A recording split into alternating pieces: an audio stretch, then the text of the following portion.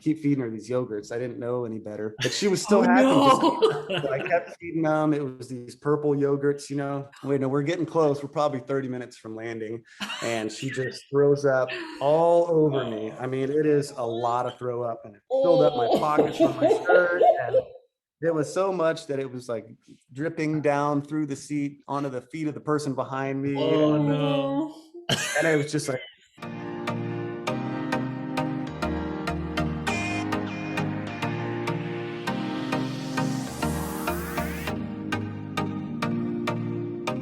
Some families choose travel and adventure because they see how exciting it is and decide to give it a try, while others have circumstances in their life that propel them into it. Our guest today, Mark Driggers, is one such person, and he's going to share his story with us. Our Friday interviews will feature families putting adventure and travel first. Tell us in the comments below, what kind of adventures do you want to set out on? Make sure that you like this video, subscribe, and check out our other videos that we have of families that are adventuring. Thanks for agreeing to the interview, Mark. It's great to have you here. And before we get to the hows and the whats of your family's travel and adventure lifestyle, I was hoping that you might tell us about the journey that led you here. yeah, thanks for asking, and thanks for having me on the channel. Briefly, I got out of the military recently. I spent 10 years with the U.S. military as a pararescueman. That job involved kind of like the combat search and rescue type skill set. So there was rope rescue, scuba diving, parachuting, things like that, kind of high adventure activities. And so as I transitioned out of that back into the more of the civilian life as a firefighter full time now, one of my mentor coaches was meeting with me and kind of probing into, okay, what are your passions? What are you good at? What do you like? And the two things that he kind of nailed down were the love of the outdoors and my love of my family. And he saw the cool activities that I was doing with my kids. And he said, you should start a YouTube channel. People would find that interesting. And my kids were super excited. And it turns out it's been a really good way for us to document our family memories. It's just been really fun to look back on all the different things that we've done. Yeah, that's awesome. It's the same for us. Like when we started a YouTube channel, I mean, we have some lofty goals for it and everything too. I think just something that, I mean, I knew it would be benefit in this way, but I don't think I knew how much I would enjoy going back to watch them. That's what I didn't really quite realize. Yes. Like that when we were making these videos, they are really just a video journal of our family and some of the things that we're doing. Yeah, that's a great point. I think one of the things that I've really loved is being able to, you know, every time I see another one of my friends or their families, there's this like synergy that happens when they see the things that I'm doing. You know, they have questions about a trip that we've done or an activity that we've done, and I'm able to share that. They're able to share with me what they've done, and it kind of encourages people to spend more time as a family. Same with your channel. So obviously, like it's been a really good thing for you. You've kind of gone through some rough things in the past and a big change. I guess going into firefighting was probably a nice kind of change though, in the sense that it's not so different. It still has a lot of things where you get to Test your limits. test your limits, yeah. Because I feel like, Yes. the type of work that you've done so far has been very adventurous. Can you talk a little bit more about some of the benefits that you have seen both for yourself and for your family in general when it comes to going and traveling and doing some adventure? Yeah, so I think, you know, in today's day of technology, it's funny I'm saying that on a YouTube channel, but I think, you know, everything in life can be good or can be bad. And to me, you know, if I'm using the internet and YouTube as a tool, then it can be something that's really positive and beneficial. One of my parenting priorities as my kids have gotten older is to give my kids a love of the outdoors and a love of the family dynamic. Creating these activities and adventures that we do together, it allows us to really bond as a family. And being outdoors especially allows us to put the technology away and have time to kind of create those memories that wouldn't be possible otherwise. I think that's probably the biggest benefit of it. And then I think the other thing is that I think it's really important for my kids to be challenged physically and mentally, emotionally. Nowadays, we all have these safe spots that we can go to where we're comfortable. And I think it's a really important part of life to be pushed to uncomfortable spots sometimes.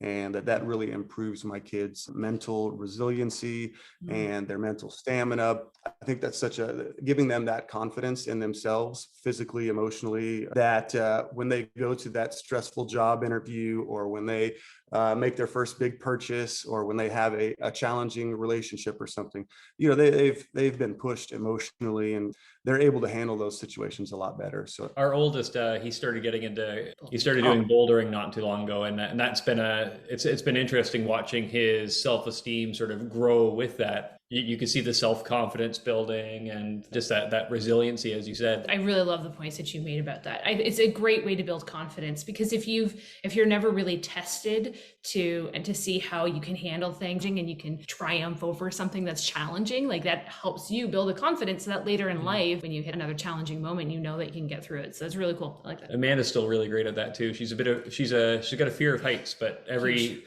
time we have an opportunity to go climbing something, Amanda's like, we got to do that. We got to do that. And that's a great example to be setting for your kids. Not just to be challenged, but for your kids to experience that whole challenge process, right? Yeah. So like last year, I took my kids on the longest hike they've ever done. It was 7 miles. And before that, they hadn't ever hiked more than probably 3 miles. But, as we were going through it, there was a few tears and a few times where they were very tired and Why ready are we to doing quit. this? Yes. But, all you've got is time as you're hiking, and I was really able to try to explain to my kids and walk them through that process of, well, you know what, right now your body is telling you that you're tired, but your mind has a choice right now to listen to what your body is telling you and to quit, or your mind can say, nope, I'm stronger than that. I can push through this.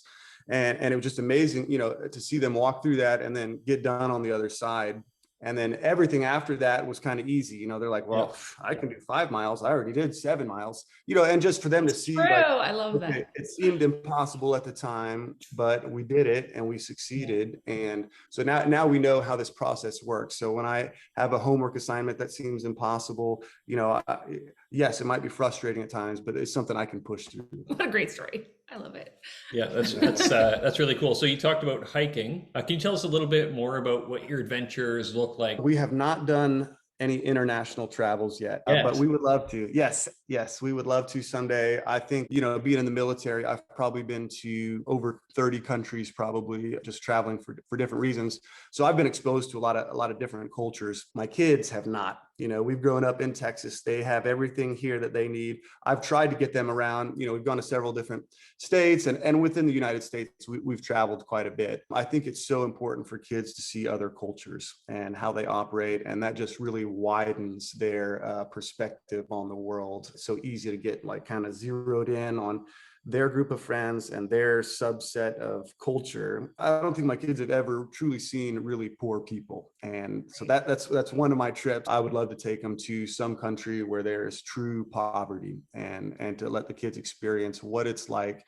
And when kids are able to see that, I know for me growing up, the first time I saw that, it was just totally life-changing. Like, I have so much. I'm so ungrateful for what I have here, and I need to have more gratitude going forward. So internationally would be something that would be more costly, but still kind of figuring out how to scale up those trips and to make that possible. Here's hoping your YouTube channel helps with that. Yes. As the kids get older, I think those bigger trips definitely become more doable. Younger kids definitely pose a different set of challenges. So we probably do 2 or 3 bigger, I say bigger, maybe like 5 to 7 day trips a year. In between, we'll do 1 or 2 day trips that are just kind of local area.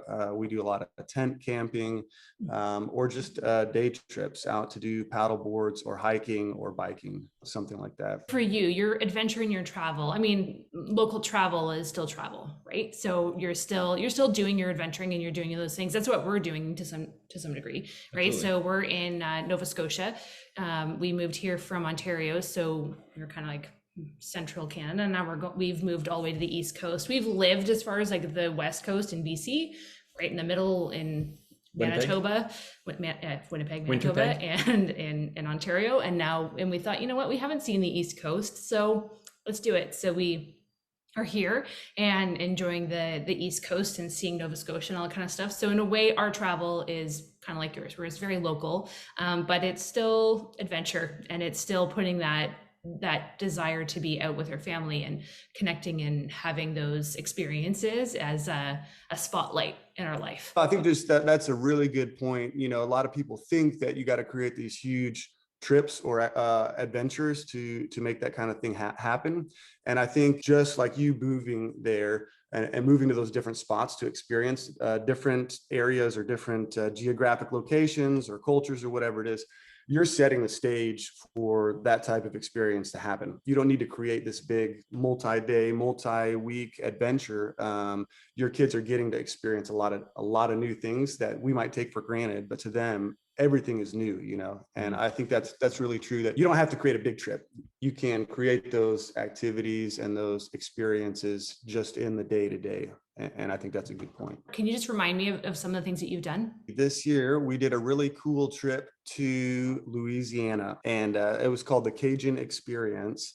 Nice. And it was kind of a cool trip because the kids got to experience a lot of different aspects of swamp life at this location. And it's just a mom and pop place called the Cajun Experience. The father or the dad that runs this place, he basically takes us around on his swamp boat each day. And we get to practice catching catfish and looking at alligators. And we got crawfish. And then everything that we catch, we brought back, and his wife would cook up Cajun style. So it was a pretty cool experience. The kids loved it. You know, you're kind of up late at night, just going down these different bayous with these spotlights on and looking at alligators. Glowing green eyes in the night.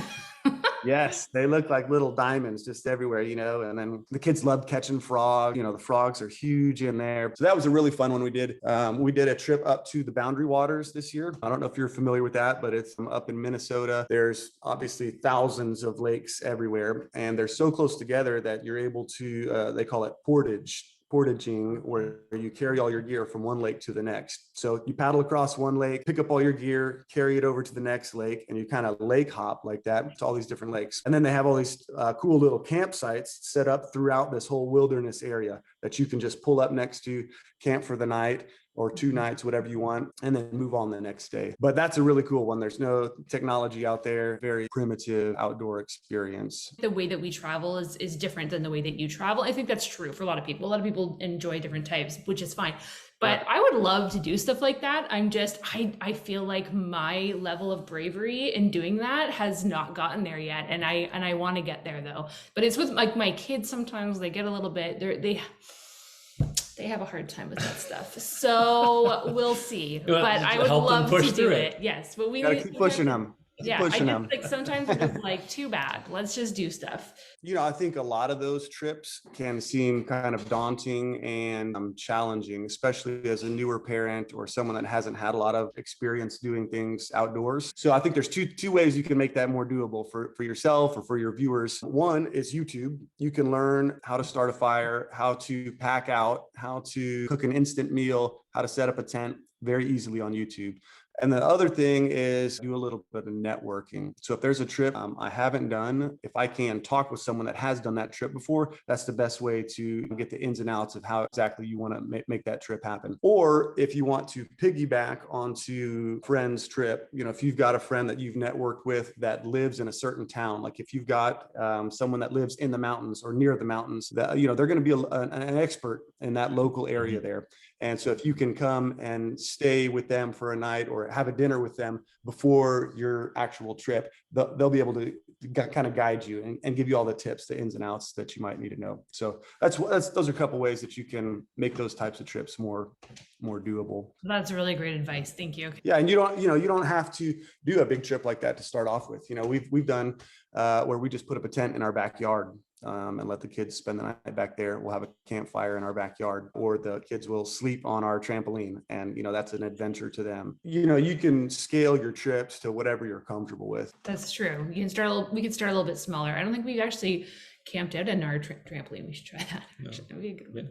I think the boys Kids love it. The problem is everybody sinks to the middle by the end of the night. So everybody's nice and warm. So thinking about some of these adventures that you've taken, what's your sort of budget for these trips? Like how much would it usually cost to do some of this more longer adventures? Depending on how expensive you want to go, there's always more expensive options. Like if you want to do a fully guided Boundary Waters trip, the Cajun trip was guided each day, but it was pretty reasonable. I think that trip cost probably $1,000 for me and my 2 boys. Wow. But that was for 3 nights. that included our lodging and our food for every day, and then the whole experience, everything. All we had to do was get there, and we were able to drive there for $1,000. It was a great value. That's probably one of our more expensive ones. The Boundary Waters trip where we did the canoeing, there was a lot more gear and permits that you need to bring and rent and get for that trip, and we had to fly there, so that added a big cost too.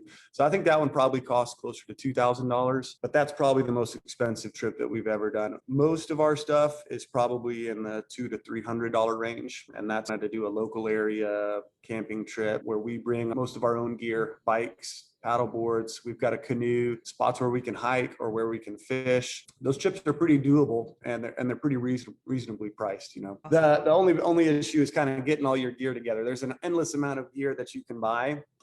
So I always tell people, like, if you can borrow something for your first trip, like a paddle board or a canoe, or if you can rent one, see what you like or see what your kids really like, and what kind of facilitates the best experience for your family. In Canada, anyway, I can't speak to the States, and maybe you can add something to this, Mark, but I do know that in Canada, libraries often have different lending systems that have things you wouldn't expect. In Ontario, you could rent out a telescope, or not rent out, loan out a telescope. Yeah, we have the same thing with our libraries here, and we've actually done that same thing with the telescope here. We haven't really talked about the educational side of a lot of these trips. Yeah, there's so much that you can learn looking out at the stars in the sky at night. I think sometimes it's really just getting involved in some of your local Facebook groups and stuff like that, and asking about like what free resources are out there to be able to help you get there. So like if you feel like you're just not somebody who has the money to go spend and do big adventures right now, maybe there is ways that you can save and still have adventures around your house that can be cheap or free or whatever, because you can, find these things, right? Tap into those community resources. You just don't know until you ask, right? So say, do you have any other ideas of how somebody might be able to save and do this kind of stuff? Yeah, I think you were onto it with those Facebook groups. You can find a group for anything, paddleboarding or kayaking or the library or whatever it is, where those people will really be able to point you in the right direction for spots that you can have a better experience. If you're wanting to do a more budget thing, do a day trip. Find a local area. It can be any type of outdoor activity. Get on a local board or forum or a Facebook group and ask those people how can I make this experience happen. I know in Canada this is the case, and I think it's the case in the States too. But you can get like a state pass or like a federal park pass. Yeah, you can purchase either a state or a federal park pass. If you do quite a bit of travel, that's a good way to go. If you're thinking, I'm going to be very intentional about this, and this year we're going to take advantage of these things, then you can think ahead, make sure you buy that. Like you have an upfront cost, but from that point on, you know that you can use those things to be able to get into. And it's a lot cheaper than buying those things one at a time as you go through them. Those types of experiences, the kids will carry with them for the rest of their lives. If they do forget, they can watch it on YouTube. That's right. Sorry, what age, if you're okay with sharing, what age are your kids? And what is it like for you to take them on these adventures? Is there ever some hesitation or complaining or anything on their end? Are they usually pretty good? Like, how does that kind of go for you? I'll pitch in on how it works for us at the end, but I'll let you go first. Go ahead. Yeah. Well, my kids are no different. I'm sure that have their breakdowns and issues of crying and whining just like anyone else. Definitely travel with kids takes a little bit of patience and understanding with your kids. So my kids are, I've got boy-girl twins that are 10 this year. And then I've got a 8-year-old boy. Like I said, our trips have kind of scaled up bigger and bigger as they've gotten older. And older kids definitely make for a more pleasant, easygoing trip where they're more self-sufficient. You're not changing diapers. You're not having to fix every meal or clean up every mess. It takes a little bit of training to get your kids to be a little bit more mentally resilient on trips. Not every different moment throughout an entire trip is a highlight moment. There's a lot of times where you're hot, or you're cold, or you're bored, you're dirty, or you're stinky, or you're hungry. Teaching the kids to kind of show some gratitude in those moments. Okay, hey, we might be cold and wet right now, but we're having a cool experience that we're going to remember. We're going to look back on this time and we're really going to laugh about how hard this was. Teaching them to kind of twist things and to mentally kind of process them in a healthy way so that they're having a good time, but they're not looking back and being like, man, that was a terrible experience. Part of it is just learning to be more patient as a parent. I think back on one of our early trips we took, I think it was probably the first time that we flew with our kids, that the twins were probably 1 or 2 years old, something like that. And I was trying to keep my daughter happy as we're flying in the airplane. So I'm holding her like this and I've got these little packets of yogurt, and I'm just I keep feeding her these yogurts. I didn't know any better, but she was still Oh happy. no. So I kept feeding them. It was these purple yogurts, you know. Wait, no, we're getting close. We're probably 30 minutes from landing. And she just throws up all over me. I mean, it is a lot of throw up, and it filled up my pockets on my shirt. And there was so much that it was like dripping down through the seat onto the feet of the person behind me. Oh no. And it was just like, I don't know what to do. Like all I had was wet wipes, and wet wipes don't soak up anything. And it No. was stinky and Oh gosh. Oh, I might cry. such a mess. But you know, it's one of those, you just got to learn to take a deep breath and then keep moving on. Yeah. But that wasn't the end of that story. We still got to the airport. We're trying to get done, loaded up. I go to the car to get the rental car. I drive it back, and my wife is waiting on the curb with the twins, and our luggage is still inside. Well, as I go back to go inside, the doors are locked, and the airport had closed for the night. So we had no luggage. We couldn't go to where we were going. You know, I could see our luggage right there through the glass doors, and they were just locked up until the next day. And so we had to spend the night sleeping in the back of a rental car with new twins. And Wow. Oh my gosh. And that One of didn't turn them. you off from doing it again. So, you know, Oh, if you can do that, you can do it. Yeah, things after that seemed a lot easier. What's funny is that as difficult as that situation was, is that it is one of our funniest memories to look back on, you know, and even now telling it, it's hilarious to me now, but at the moment it was a terrible experience. And it was like, man, I'm never doing this again. No, people look back and they talk about the time that they got thrown up on by their kids, or that they, you know, got rained on for the whole 2 weeks of the trip, and it was miserable, but you know, you ended up laughing about it. Those type of difficult moments can be the most bonding. So it's really cool that my kids get to see that, and something I try to teach them in those moments, like, hey, you're going to look back on this moment and you're going to laugh. Kind of like driving in Jordan. That's one of my experiences that kind of like immediately pops into my head as like miserable at the time, but fun to look back on. Those kind of moments are the most special, and the ones that the kids will really remember going forward. Another one kind of like this. So we traveled to Jordan, and one of the things is, because I'm terrified of heights, we had to drive up a switchback mountain. Back and forth, right? Like edge the whole way up this thing, right? And me being terrified of heights, like Nathan was driving, I feel bad for him because I did not handle it well. But we were doing this so that we can get to this place called Evison Hot Springs. And it was this beautiful resort in the middle of the mountains. In a literal oasis. Beautiful. They got hot spring pools and all, just gorgeous. It was just gorgeous, right? Anyways, so I still look back at the Switchback Mountain and it still gives me anxiety to think about it. But at the same time, I also know that I had to do that in order to get to that experience that was also very wonderful. That if I did not go through the difficulty of traveling up that mountain, I would never have been able to experience the beauty that was like the resort and the hot springs and all of those things, right? And so sometimes you kind of just got to get through some of these harder things so that you can come on to the other side to something that's also really amazing. We know that you have featured some of your travels on YouTube, right? Some of the things that you've been talking about has probably been on your YouTube channel. So I would like you to tell the viewers like what your channel is named so they can find you. We'll just put a link in our description below as well. But if you want to just tell them the name and a little bit about what they'll see when they get there. The channel is called Mark Driggers Adventures. Also Mark Driggers Adventures on Facebook. On Instagram, it's Mark Driggers 2018. But if you come to our page, what you'll find is a mix of, like I was talking about, canoe trips, paddleboarding, wilderness adventures. We do fishing. And what I try to do on the channel is kind of convey cool, fun experiences that other families can have. So if you're looking for ideas or tips or things to do, ways to interact with your kids or make memories as a family, that's kind of what our channel is about. Awesome. That's great. I love that. I love that encouragement. So we just have one final question before we go that we like to ask everybody. I think some of our viewers are probably going to listen to these stories, get all excited and want to be able to do it, but there tends to be some hesitation. We talked a little bit about this. Do you have any kind of like parting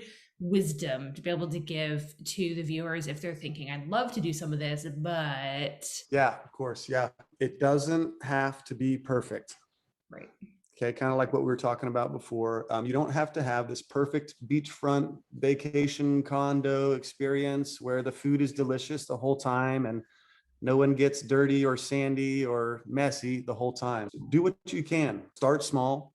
See what your kids like, see what your family likes, see what you're good at, see what your circle of friends can offer from a networking standpoint to help facilitate some of these trips. But it doesn't have to be perfect. You can scale it down like I was talking about. You can do very simple adventures, even if it's just a walk in the woods. That can be a really cool thing for kids to experience. If I had one piece of advice, just get started. It doesn't have to be perfect. Go out on an adventure and learn. You're going to learn every time. All right, awesome. Well, I'm hoping that this did excite some people and that they want to get out and do some adventures. Tell us in the comments below what it is that you want to do. What kind of adventures do you want to set out on, just to kind of challenge yourself, even if it's something small or big? It doesn't matter the size. If you have any questions for us about traveling as a family, please also, you can put that in the comments. I have a feeling Mark will probably be okay if we let him know if you have any questions directly for him.